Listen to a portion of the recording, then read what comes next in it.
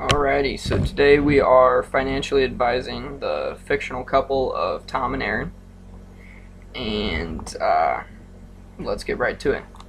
So there were two distinct problems that you proposed with this couple, and one was being the flood.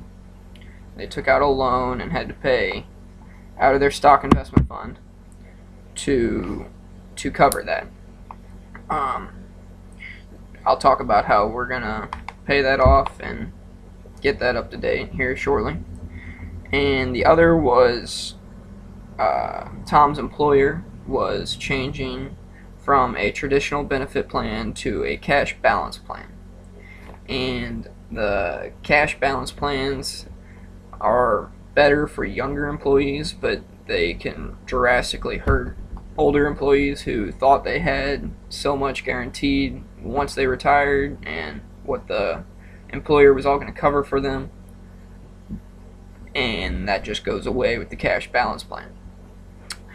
So with this issue, I was doing some reading on it, and there were actually some successful legal cases that employees sued for age discrimination and won.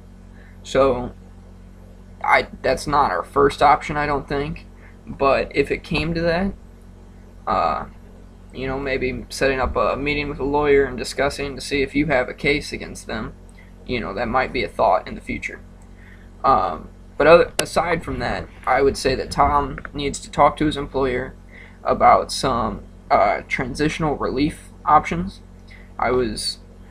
During reading about this, I saw that there were some instances where employers would just raise pay or raise some benefits or do something to counter the losses that Tom's going to incur by changing these plans.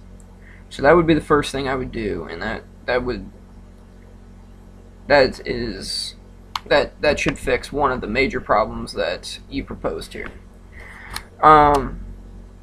Aside from that, I think their biggest thing they need to do is pay off the debts that they can. This mostly being the credit card debts and the mortgage.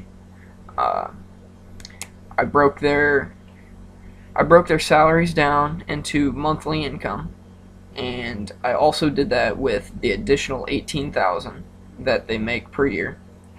And when I did that, I saw that it would probably be easiest, at least to see and to watch.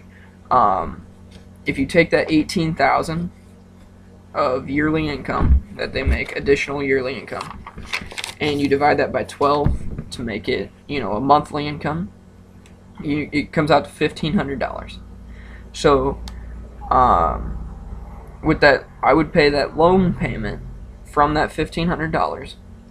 So that would subtract $371.25 from the $1,500, and you're left with $1,100 something.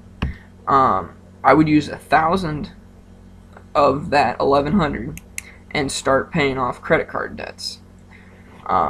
Doing this after only 6 months, their credit card debts would be gone. I think that's really good because you don't want that credit card debt to build and build and build. Credit cards can really be a dangerous thing to get into if you leave that a large amount of debt in a credit card. After that, I would say using their salaries. I think being an older couple, spending not necessarily less, but not doing as many things and being focused on trying to get to retirement, I think that they should set aside a decent portion of their monthly income from their jobs and start chipping away at that mortgage. I know they're focused on trying to get their house attractive and ready to sell for whenever they move to Tennessee. So I would chip away at that, maybe at even $1,000, maybe even more of each of their monthly incomes, which, by the way, is $4,500 and $4,083. So I think there's some wiggle room in there that they could do that. Um, so any income that's left over or extra, I think they need to be either putting away into their 401k or their stock investment fund, or they could even invest in a safe and reliable mutual fund. Not taking the risky stocks, but the consistent and safe ones. Um, or they could even invest in some precious metals. I know those are really consistent and they don't drop normally. Um, so yeah, other than that, aggressively chipping away at that mortgage will really put them ahead if they can get through that. And so another problem they had was they didn't have wills for or at all. They definitely need to set up some wills. Maybe when they go, I believe you do that with a lawyer. I'm not sure, but if they do that with a lawyer, maybe Tom could talk to them about this age discrimination thing that's going on at work. Um, so yeah, after that though, I think they have a pretty good basis. They got quite a bit put away already. They have 571,000 in assets. Um, I don't know really what the goal they're trying to reach. I don't know what kind of assets they want to have put away for their retirement, but 571,000, that's not anything to laugh about. That's a decent amount, and I think they could add to that substantially as soon as they get done with those debts. Because the longer those debts stay in there, the less you can contribute to your retirement plan and what you want to do.